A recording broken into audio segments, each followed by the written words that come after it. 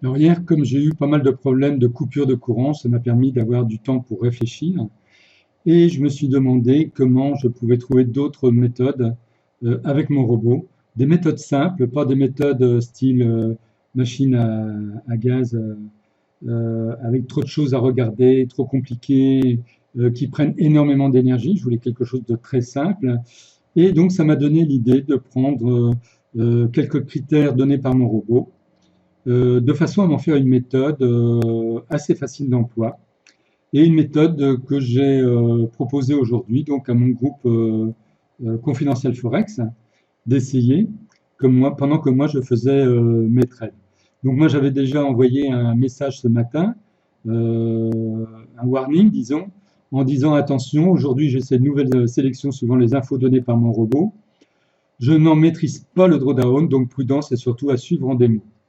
Alors, c'est une méthode qui permet d'avoir énormément de signaux, donc ça c'est aussi pratique, hein, et de pouvoir donc acter rapidement. On n'est pas à attendre les signaux dans l'impatience qu'ont certains traders parce qu'ils ne peuvent pas trader.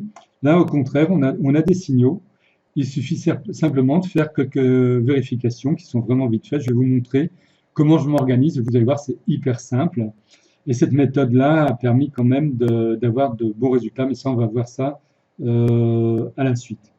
Alors, comme type de trade, j'avais donné d'abord en premier EuroJPY en vente, ensuite GBP AUD en vente, AUD CAD en achat, AUD USD en achat, Euro AUD en vente, AUD CHF en achat, AUD NZD en achat et AUD JPY en achat. Au bout de 76 minutes, c'est-à-dire 1h16 minutes, tous mes trades ont été clôturés avec un gain de plus 4,49%. Moi, j'ai demandé un peu moins, mais comme les cours ont bougé rapidement, bah, ça m'a fait gagner un peu plus que ce que j'avais demandé. C'est toujours ça de prix. C'est vraiment bon. Alors, je vais vous montrer comment je fais pour trouver ces trades. Vous allez voir, c'est vraiment hyper simple. Il suffit vraiment d'une toute petite organisation. Et ça me paraît vraiment une bonne méthode. Donc pour ceux qui ont le robot Trade Master Pro, eh bien essayez de suivre cette méthode par vous-même, même en dehors, parce que là moi je donne que les trades que je fais et je ne vais pas en faire toute la journée, je trouve ça usant.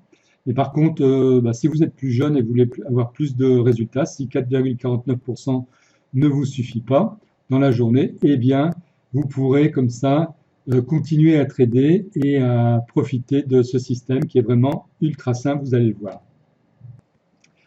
Alors, personnellement, je m'organise toujours avec un petit fichier Excel à côté, ce qui me permet d'éviter de regarder trop ce qu'il y a dans le robot.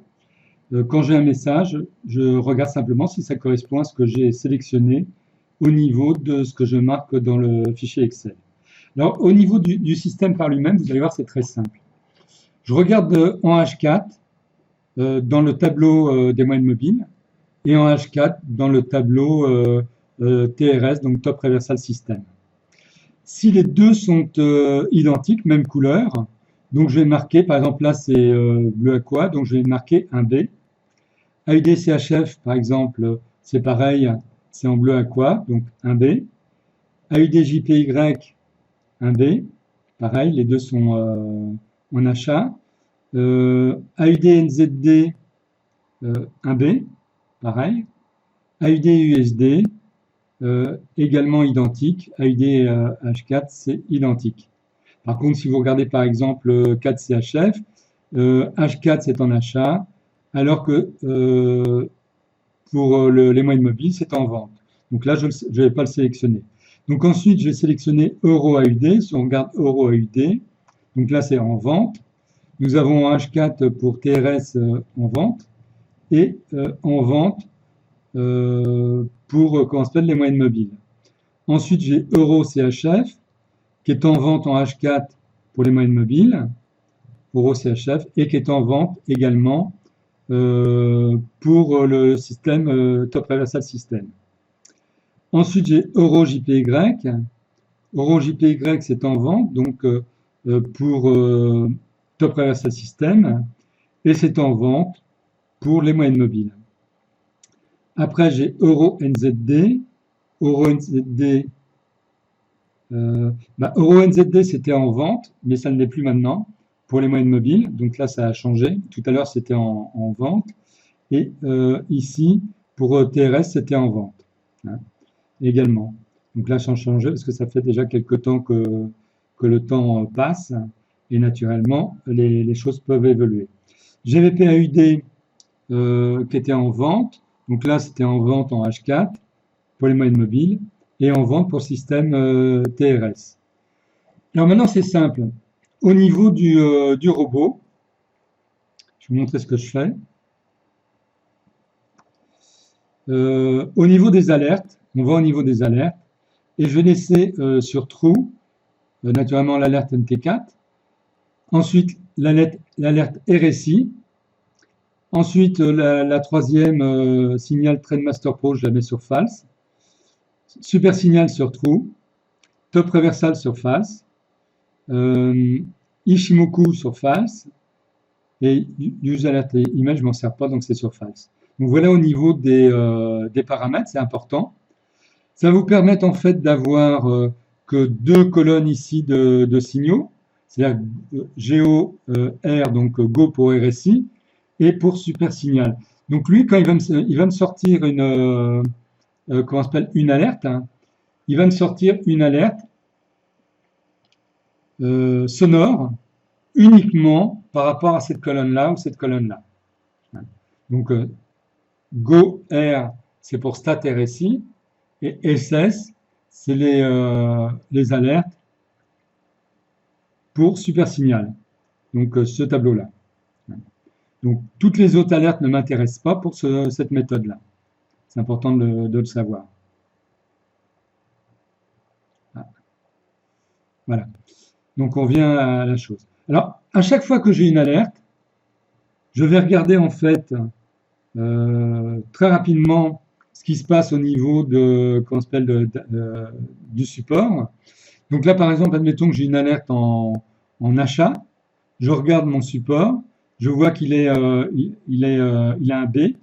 Et dans ces cas-là, si c'est une alerte qui est en achat, je vais faire le trade sans me poser plus de questions. Ça sert à rien, etc. Et ici, dans la colonne en cours, bah, vous voyez que pour l'instant, maintenant, c'est négatif légèrement. Mais moi, sur ce trade-là, j'ai gagné 46 $49. Alors naturellement, moi, je fais un système en basket, hein, je vous rappelle, c'est-à-dire que je mutualise tous mes trades et quand le capital a augmenté d'un certain montant, eh bien mon robot, donc le robot TradeMaster Pro, clôture automatiquement tous mes trades. Donc vous voyez qu'il faut se méfier des moments des statistiques qui s'affichent ici. C'est instantané, c'est par rapport à ce qui se passe maintenant, pendant le moment où je vous parle. Pour l'instant, par exemple, sur AUD4, bah là, on est à moins 1,1 pip. Ben moi, j'ai gagné pendant ce temps-là de l'argent dessus. C'était monté à 21,7 pip maximum ici. AUD-CHF, c'est pareil. Il y a eu comment on s'appelle, un signal en achat. Et AUD-CHF, ça m'a fait gagner aussi de l'argent. Donc maintenant, on va regarder. Je pense que vous avez compris comment ça fonctionne. Il faut donc préparer d'abord sur le fichier Excel que vous créez les paires, savoir les paires qui vous intéressent. Si vous avez un signal sur une paire que vous n'avez pas sélectionné, vous n'en tenez absolument pas compte. Ensuite, quand vous avez un signal, donc là, vous savez quand il y a un signal, c'est obligatoirement sur les deux signaux qui vous intéressent, donc ceux que j'ai prédéfinis, c'est-à-dire sur le RSI et l'autre sur le super signal. Et tout de suite, vous regardez si ça correspond à un support que vous avez sélectionné et si comment s'appelle le signal est dans le même sens que vous avez indiqué dans votre tableau Excel. Et dans ces cas-là, vous faites votre trade. Voilà, j'espère que c'est clair. Bon, si vous avez un problème de compréhension, n'hésitez pas à me contacter, bien entendu. Alors maintenant, on va voir tous les trades, comment ça s'est passé exactement. Alors, en termes d'organisation, je me suis aussi créé un template spécial que j'actionne quand j'appuie sur, disons, un petit LED de cette colonne force et qui va me permettre d'avoir en fait un graphique avec des formes harmoniques et l'indicateur SUBDEM, et donc de savoir exactement où j'en suis, les possibilités, etc. Car si je dois faire un trade, admettons que là, pour AUD, là c'est AUD CAD, si jamais je démarrais ici, par exemple, bah, vous voyez, je vais me heurter directement au SUBDEM, donc c'est peut-être pas la peine de prendre ce trade-là. Alors que là, quand je me suis positionné, eh bien, il y avait encore de la marge de manœuvre, et donc c'était possible de faire un trade en achat, même en ayant un SUBDEM au-dessus. Vous voyez un petit peu la réflexion, comment on fait. Vous voyez que les cours sont remontés, et ensuite, maintenant, eh bien, ils repartent dans l'autre sens, certainement à cause de ce SUBDEM-là, et sous l'influence de la forme harmonique que nous avons ici. Hein, c'est une grande forme harmonique, c'est une Bearish Total 1. Et donc, dans le temps, certainement, sur cette paire-là, ça va repartir, en vente. Alors, moi, je suis démarré, donc là, c'était AUD4, c'était un trade en achat, je vous le rappelle. Moi, j'ai démarré ici, et tout a clôturé quand c'était ici, vous voyez, pas loin du plus haut des cours où ils sont montés. Alors, ce trade-là, lui, m'a rapporté 46 US$ 49. Pour la paire AUD-CHF, donc toujours pareil, j'ai le même graphique. Hein. Alors de temps en temps, je regarde aussi le graphique en Renko. Là, je ne vais pas vous montrer parce que ça ne sert pas à grand-chose par rapport à la méthode tout de suite que je vous montre. Mais souvent, je compare aussi avec les Renko pour connaître aussi les objectifs possibles à atteindre, parce que ça donne une bonne possibilité, bonne vision, disons, des choses sur un graphique. Alors, AUD-CHF, c'était un trade en achat. J'ai commencé ici, ça a terminé ici. Vous voyez, ça continue encore. J'aurais pu gagner plus hein, sur ce trade-là. Alors, moi, j'avais mis un take profit. Non, AUD-CHF, j'en ai pas mis. C'était sur AUD4 que j'en avais mis un, ça dépend. Quand je vois qu'il y a des take profits possibles, je vais les indiquer à tout hasard pour éviter que, étant donné que je trade en basket, que les cours montent pas mal ou descendent pas mal sur un support et me permettent ainsi de gagner pas mal fictivement. Et puis le temps que les autres réagissent, eh bien ça se dégonfle sur ce support-là. Donc je vois quand il y a des possibilités évidentes de take profit, je vais l'indiquer sur pour mon trade, et comme ça va éviter les problèmes. Et ça pourrait clôturer, disons, un trade avant tout l'ensemble des autres trades. Ça aussi, c'est un truc d'organisation que l'on peut faire quand on trade en basket. Donc, AUD-CHF, ça m'a rapporté, je vous l'ai dit, 101 US$ 0,6. On va passer maintenant à AUD-JPY. Alors, AUD-JPY, c'est un tout petit trade, hein, puisque c'est un trade en achat, j'ai démarré ici, la clôture ici. Vous voyez, maintenant, ça continue à monter. Là, j'avais mis un take profit qui était par ici et qui est bon, il n'est pas atteint. Vous voyez que les cours sont encore en train de monter, donc il y a encore des possibilités sur cette paire-là. Moi, c'est un petit trade qui m'a rapporté 38 US$ 11 simplement. Alors certains vont dire, bah oui, mais vous auriez pu gagner plus. Ouais. Mais moi, je gagne et vous, bien souvent, vous perdez. Là, c'est la grande différence. Simplement, j'ai une façon de procéder qui me permet de quitter le marché tout en ayant gagné ce que je devais gagner dans la journée. Là, vous voyez, aujourd'hui, j'ai gagné quand même 687 US$ 73 et donc une augmentation de capital de 4,49%. Moi, ça me suffit.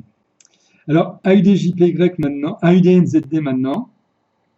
Alors, AUD-NZD, c'était un trade en achat qui m'a rapporté presque rien, 17 US$ 94. Vous voyez, il a démarré ici, il a clôturé ici. Ça continue un petit peu à monter. Lui, je n'avais pas mis de take profit. Et puis là, ça fait un petit peu de ranging pour l'instant. C'est comme ça, mais moi, je n'ai pas idée négative, c'est déjà ça. AUD-USD maintenant, qui était un trade en achat. J'ai commencé ici. Le trade s'est fini ici. Vous voyez que ça continue à monter. Pareil, je n'avais pas mis de take profit sur AUD-USD. Et lui, il m'a rapporté 169 US$. Et ça aurait pu me rapporter beaucoup plus, hein, au moins le double actuellement sur cette paire-là. Euro AUD maintenant, donc c'était un trade en vente. Euh, j'ai démarré ici et ça clôturait ici. Et là, c'est pareil, j'aurais pu faire pratiquement le double. Alors là, j'avais mis un take profit à 1,71 449. 1,71 449. C'est à peu près par ici. C'était avant le subdem ici, parce que je pensais que les cours pouvaient rebondir par rapport au subdem là, mais j'avais quand même mis un take profit à ce niveau-là, ce qui m'aurait fait gagner beaucoup plus.